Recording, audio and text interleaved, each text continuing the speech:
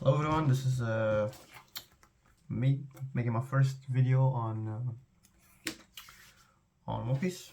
I've been playing One Piece since like the beginning, and I just recently had a treasure cup in Hanover, and like a month ago, maybe less, and I was 69th place, which is not bad. I went 7-3. I'll discuss the matchups later, but for now I just want to show my deck list and show also the change that I'm gonna make with the deck list. I've been testing out a little bit for some new Op05 Katakuri, because I'm probably gonna play at the Worlds qualifiers in Utrecht and Europe. So yeah, I'm just gonna go over the deck list, show you what I played with, also give you the changes I'm gonna make to it probably to make the deck a bit more consistent, and yeah, just get into it. So now Katakuri, probably everyone knows the ability already. Strong solid leader, good into has a good matchup spread, I think. As a yellow deck, I think NL has a bit better matchup spread, but I think Katakuri just has some better matchups overall, and the highs are very high. So yeah, that's why I chose Katakuri. So yeah, let's just go into the 2Ks. Standard Beggy, just super clutch last life. Struysen, you know, has some uses, I guess. With Struysen, you can just like, if you're playing against Law, maybe you can maybe pop something, and later on in the game, if you have an 8-cost Katakuri in hand, you can just, when you use Struysen, just not waste it, and you can put it on like top of your life, bottom of your life, and still have the 2K, you know. That's a cool combo, I would say. But still, you mainly don't use this as a on-play effect, because that's 2 cards out of hand, of course. But it has its uses sometimes. Also, Big Mom Pirates, so searchable with pudding. Then I'm gonna go with Satori. Satori is just super solid trigger. When you see this early in your first life or second life, you definitely want to trigger this, because it just has that extra push factor against like some decks like Sakazuki that just removes your board. You can just play this out of life. They might not have enough done to even deal with this, so it's just a solid extra body, which sometimes you need against like the Sakazuki matchups. Sometimes the more aggressive matchups like Zoro, this is nice to like clear the board with like an extra body on board, you know. Next up, I'll go with, that was True Brûlé. Brûlé was like, it's a tech choice. I would maybe want to switch this out, I'm not sure yet, but I've seen some Katakuri decklists play 16 2Ks, which is nice. Sometimes I'm missing that extra defense, but sometimes I'm just stuck with too much defense. So I just like this, you know, when you see this early in your life, I'm just put this at the bottom, it's sometimes a lifesaver, you know. It's a nice card to have. Then we go to the standard searchers, just 4 pudding, you know. Haven't had a chance to get the full altars yet, but that's the few of them. Pudding, searcher, top 4. You can even get Sanji with it, well, I'll show later in my deck list, because we have Sanji. Big Mom Pirate, just solid card, you know. Can swing in late games if you need it. Yeah, just a casual 4-off. Then this is also a pretty common card, of course, 4 Parasparrow. I've seen some people cut this to 3. Personally, I don't like it. It's a super consistent card. When you see this out of life, insane. And if like Sakazuki doesn't have the Hound Blaze or any bottom decking, and they have to go with Lucci, you still get the value out of it, you know. You can still get the search out. It rarely misses. I've had misses, but like most of it is like searchable. Like 2Ks it's only Struysen, and then you can just search the rest. You can even get your searcher out of this, of course. This is like half deck is like targets to it, so should be pretty doable. Then we go to more triggerable bodies. This is a 2-1 split between Cracker and Smoothie. This is probably one of the first changes I'm gonna make with the deck. I've been testing out a bit with 3 Crackers and just skip out the Smoothie, because I've never had the use for Smoothie, you know. I never wanted to take life to use the effect, because I think it just rarely comes up. So I'd rather have a Cracker against aggressive matchups like Zoro or Luffy, which can deal with their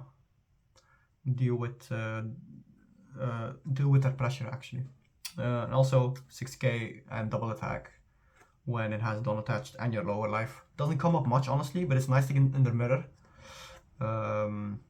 If you're behind in the mirror, Cracker is a good comeback as well. Smoothie was mainly for like slow matchups, like if I'd seen a Nami maybe, because Nami's annoying and just doesn't give you life, so Smoothie would be nice, but I'm probably gonna cut this and just add a third Cracker, because Cracker's more useful in my opinion. So that's that. Let's see what we have here. We have Sanji's, of course, just a triggerable blocker, extra body, just an overall good card. Also searchable with pudding, so extra searches for pudding. This card is just insane overall. When you see this early in your life, you just want to trigger it as a body and just swing with it. You don't want to really defend it. You don't want to really keep it up. I think that's a waste. It's just an extra body. And I would not really bottom life this. When you see with Katakuri early, I would just play it out. And then yeah, this also could be a clutch card when it's at the bottom of your life, of course, but I wouldn't put it personally there. If it's there, it's there, but I wouldn't put it there because it's just a really good body to have. Get some more early pressure on your opponent. Sometimes you're missing that with Katakuri. I mean, you have the 7k swing, of course, which is a nice early pressure, but you're playing the late game, of course. So that's Cracker. Cool. And then also some maybe just weird 2-offs, which I at the moment thought was good, but I don't think they're good anymore. But 2 Shirahoshi, it's nice when you're breaking. It's just a good card to have. Also couldn't be put back with 8 cost Katakuri, of course, which is super nice combo. But I think it just, when it comes up, it's super nice. But I'd rather maybe just cut these for some extra consistency in different cards. Could be in extra 2Ks, could be in extra different stuff. But I'm not sure yet what I'm gonna do with them. But I've been testing out lists with Shirahoshi and without. I'm still debating on playing it or not. So yeah, that's Shirahoshi. Now we're gonna go to Gedatsu.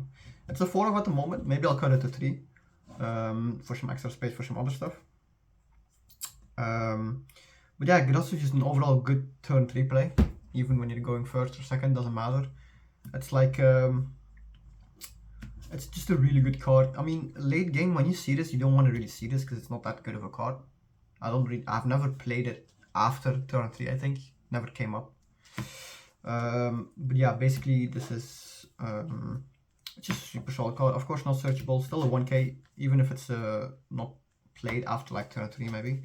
Still still a counter, which is nice. In most decks we come up against, they expect you to have a lot of 2Ks, which is true, of course. So they swing 5 mostly. So when you can counter out with this, it's also nice. Probably gonna cut this to 3 because when you don't see this on turn 3, I don't want to see it actually. Probably just gonna add I don't know what I could add extra. Just make some consistency. I have a deck list with like runs 3 Gedatsu and then 3 Shirahoshi and still the troop relay. And I mean, depends. I'll still have to see. But I'll make an updated list if you guys want to see that. So yeah.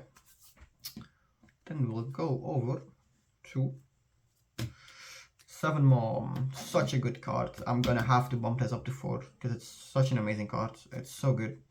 Like it's instantly gets you value. It's an 8k body. Like I don't know what to say more. It's like even if when you're going first, which is your worst curve, and you're on 7 Dom, just perfect. You know, solid card, gives you some advantage. Yeah, mostly in the Sakazuki matchup, they're gonna give you life, of course, and then they just play the long game, which is still good because you keep healing and they have to deal with this threat. And then next turn is gonna come like 10 Mom or another 7 Mom. I have to bump this up to 4. I've played some lists with 4 and it's just such a good card. It's like good in any matchup. I don't see it being bad in any matchup. Then to the next pick is 2 8 cost Katakuris. Mainly because I only have 2. Yeah. I don't have more than 2. I still think it's a solid card against a lot of matchups, but I don't want to see it that often, honestly. I'd rather want to see my 7 Moms on turn, even when on my 8 on turn. I'd rather see this and then have a 7k swing with my leader and have a look at my life. If they heal me, then I can see what's new. than this actually. I would rather have my 7-1. I mean, 8 cost Katakuri comes up sometimes, like against Luffy. 7 cost Kid is annoying, so you want to have to remove that threat. Sometimes against Sakazuki matchup, you want to remove that Borsalino if they have one on board, which is also decent. And then you can play the long game with 10 mobs. Yeah. But this has to be bumped up to 4 because it's such a good card. Yeah. Which I have to see what I have to cut for that, but insane card. Then the big, of course, is like the 4 10 mobs. 10 mob is just insane. When you have this on curve, you're going second, of course, you want to always go second. There's no match speed, wouldn't want to go second. There's like insane value. If your opponent has life left and you get in life and then have 12k body on board, it's such a threat.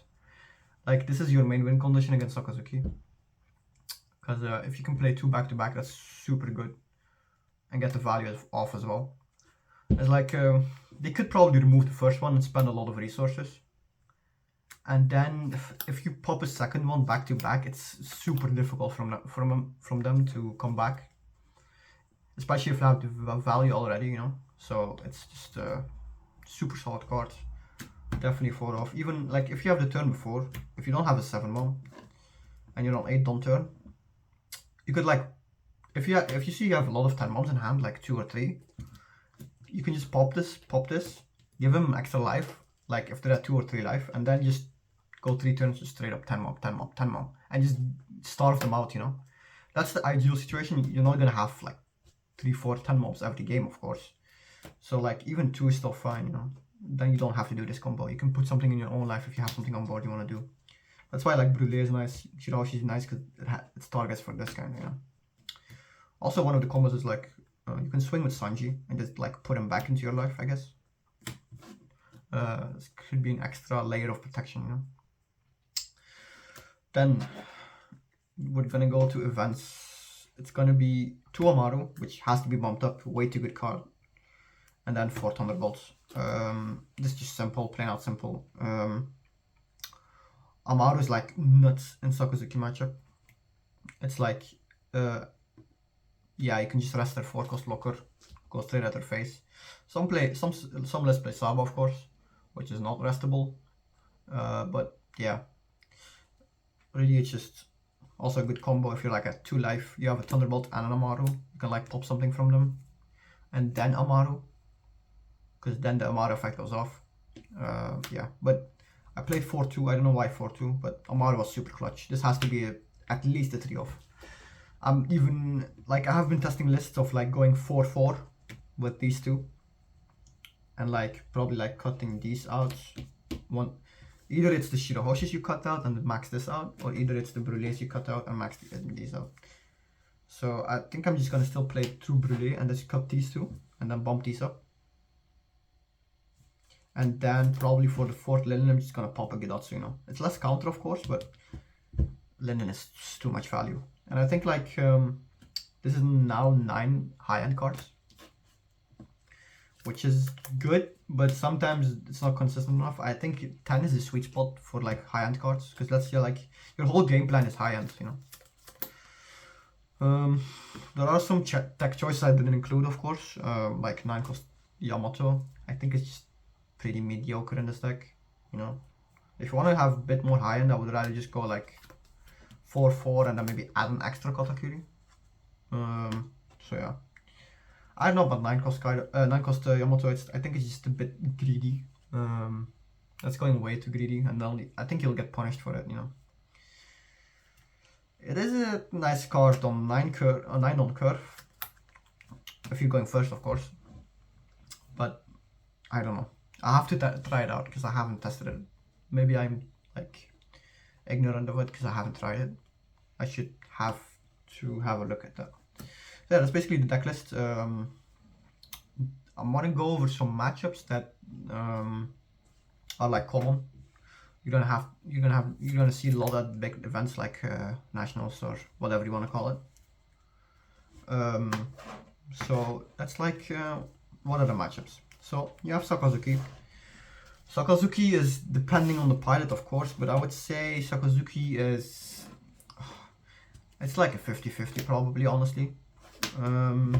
Cross AI made a video recently talking about it, and I kind of agree with him. I would say it's probably still slightly favored than Sakazuki because Sakazuki is just super consistent.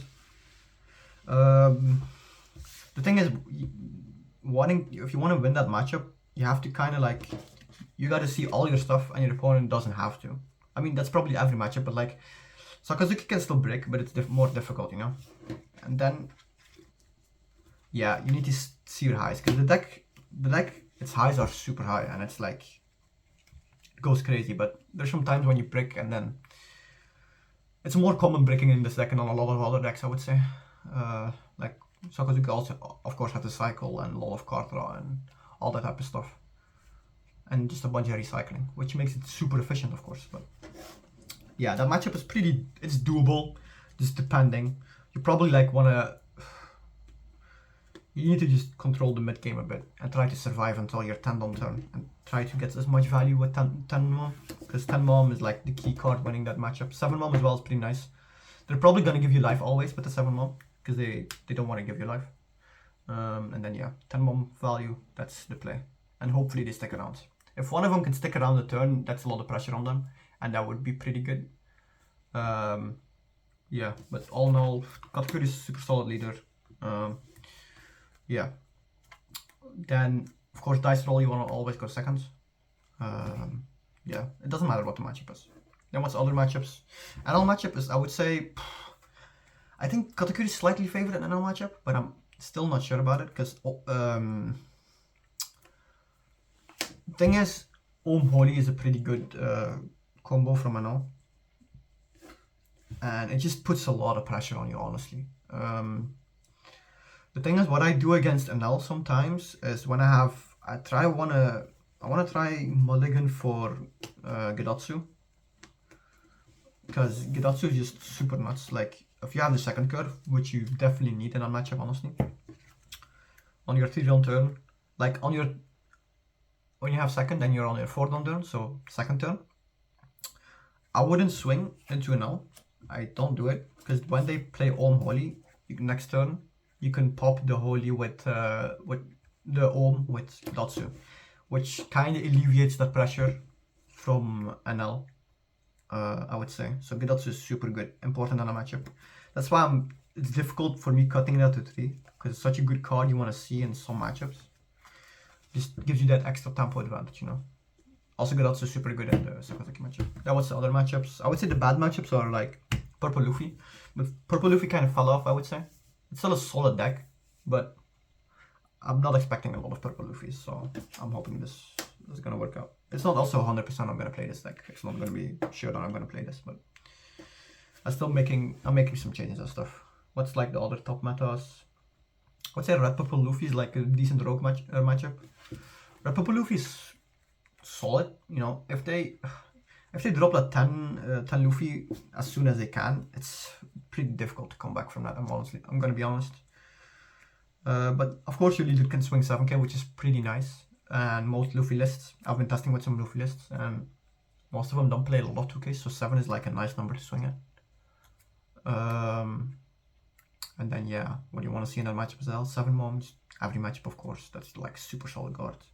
Because 7 mom is also especially good in Red Purple Luffy, because they're already a low life size, and making that choice as Luffy is difficult, because you know you don't want to make the game longer with giving them life, but it's that. I would say Red Purple Luffy is 50-50 as well. And then yeah, also this deck list is pretty good into the mirror, I would say. It's because my build is quite a bit more aggressive with Cracker and stuff, and it just helps. You can go like quite low, and then when Cracker has that extra value, it's just insane. Yeah. Also, what's this? Oh yeah, then what are the other matchups? I would say Zoro's pretty bad. Zoro and Law. Red Green Law, I mean. Red Green Law, you're probably not gonna see a lot of them, but if you do, it's basically timing the Thunderbolts right, you know. If you have some on hands, it's nice to like sometimes Thunderbolt a Law Blocker. Of course, in your life, when you like see that as your top life, you definitely want to keep it there, you know. Depending on the matchup, of course, but like mostly keep it there. Sometimes it's nice to put it at bottom life when there's no early pressure, and then yeah. That's about the most important matchups, I would say. It's like a triangle thingy, you know. They go back and forth.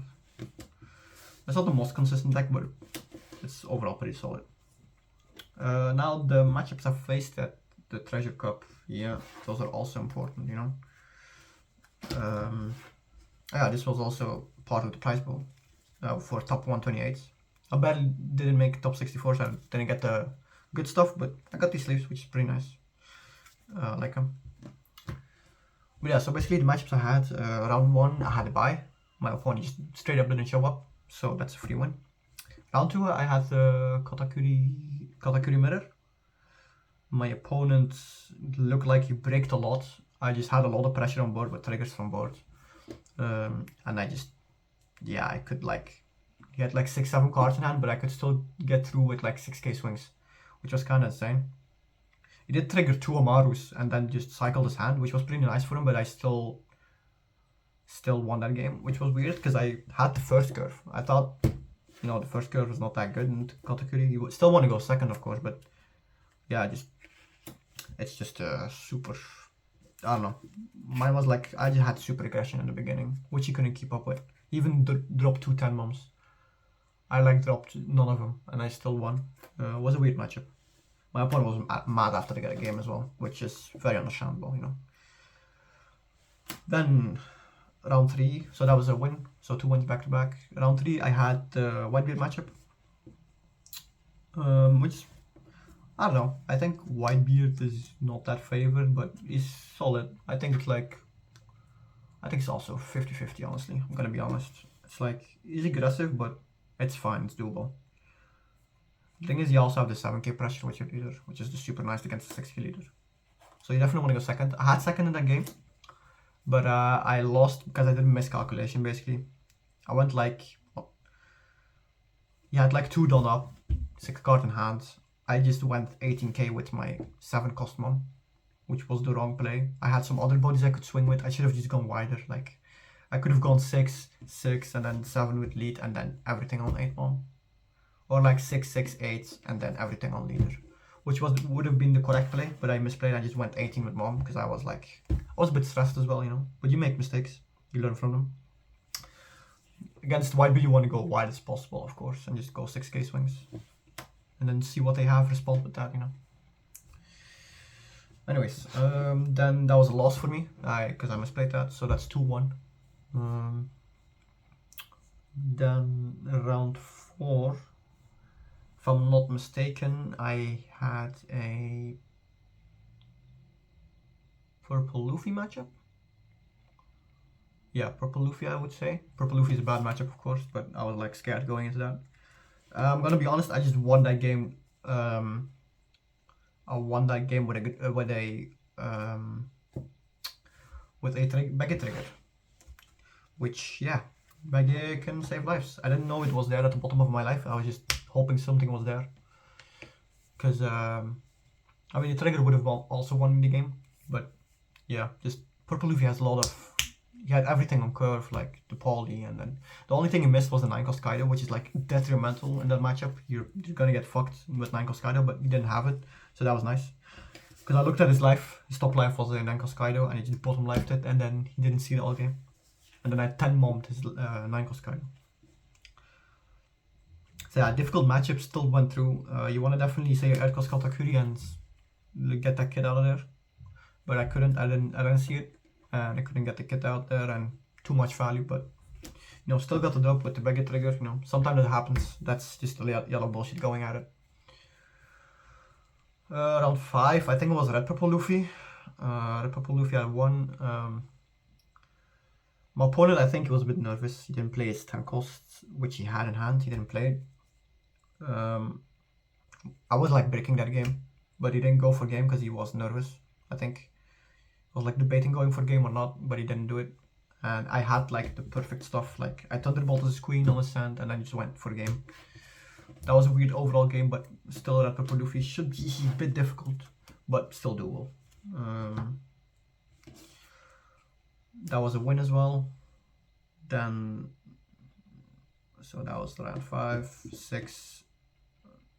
6 I saw Sakazuki. Sakazuki is, yeah, just as I said earlier, it's okay matchup, but I didn't see my 10 mom, nothing really on curve. I lost the dice roll as well, which is super. You need to win the dice roll in the matchup, honestly. Like, going first is like almost impossible to win. Like 2 7 moms back to back would be nice, but that's about it, honestly. Because you one turn off your 10 mom and it's just way too late. I lost that game. Pretty cool guy though. He was a solid player as well. He eventually made top cut as well, I think, so good player.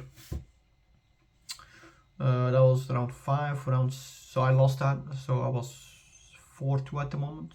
No, 3-2 I think. Yeah, 3-2. So now I had to win everything. So round 6 I was against another purple Luffy. I got the dub on that one. Also, so I won my hardest matchups, which was pretty nice. Difficult deck to play against, but you know, I finished the game I think with an Amaru Thunderbolt combo. So he had a law on board. He had a law blocker on board. I was at 2 live I think. So I Thunderbolted his queen first. He had a queen on board and a law. Thunderbolted, go to 1 life, and Amaru to the other one. So that's 4 done. Used Amaru gives plus 3k, and I just went like, he was on 0 life I think. He had like 2 done open, which was like, could be double blast breath, but it was the event that goes like minus 3k. Judgment of Hell. He played like the Impel Down package with Honeyball and stuff, which was kind of weird, but he also played like 8 cost Douglas Bullet with the film package, which was kind of weird as well in my opinion, but still I went through, got those 2 off, and then just swing big with like one of my characters, you know. That was a solid combo. So this combo is just so good. So that's why I'm thinking of bumping it up both to 4. I mean, the Thunderbolt's already 4, but just to not like 1 or 2 extra Amarus, because that card is insane. Then, so I'm 4-2 currently. So then round 7, it was a Katakuri, I think. So I had 2 mirrors in that tournament. Also lost the dice roll, went first again. Still got the dub though, because he missed some on curve stuff. He didn't see 7 moms on curve. And he did see his 10 mom on curve, but mine was also like the turn after that I just responded with another 10 mom. And then he didn't have another one, so I just went another 10 mom. I just played the long game, and then I just had it, you know. It's just mostly seeing your high end in that matchup. But still, solid card. Yeah, that was like mirror is just like a bit of random bullshit go, but yeah. So that was round 7, so I was 5-2 at the moment. Round 8 was another Sakazuki. That one I won, but actually just barely because my opponent bricked a bit. I also bricked. I didn't have a play until turn 4. I literally had to, in that game, I think I just played a, whatever the name is, I think it's Satoru. I played a Satoru from hand because I was that desperate for having a body on board.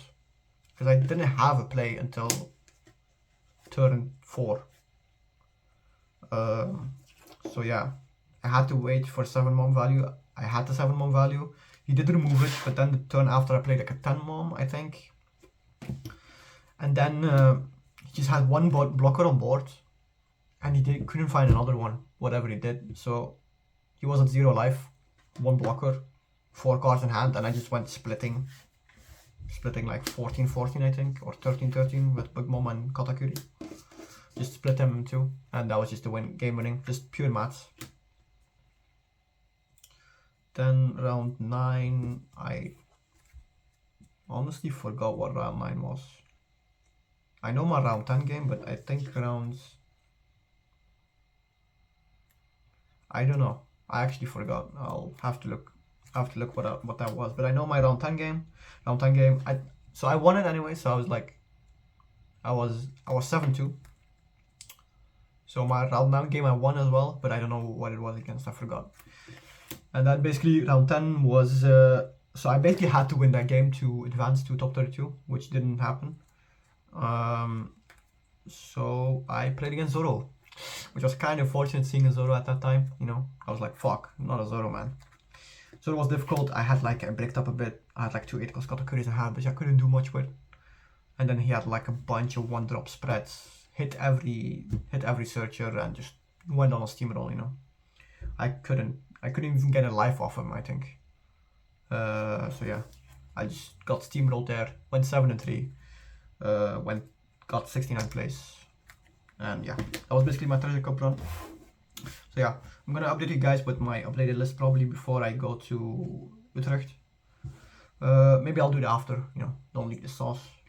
There's no really secret sauce to it, honestly. It's like pretty standard builds. There's nothing too crazy about like crazy 1-offs or crazy 2-offs or, you know, that type of stuff. I'm gonna make some changes. Let's see how it goes. And then yeah, that's about it. So yeah, thanks for watching. That's basically my first video. I hope you enjoyed. I'm gonna make some content of locals, and because my locals is pretty good. There's like a bunch of players, pretty solid players. This weekend I'm gonna go to win a box tournament, so I'll probably keep you guys updated with that, make some videos, yeah, that type of thing. So yeah, thank you for watching, and I'll see you guys in the next video.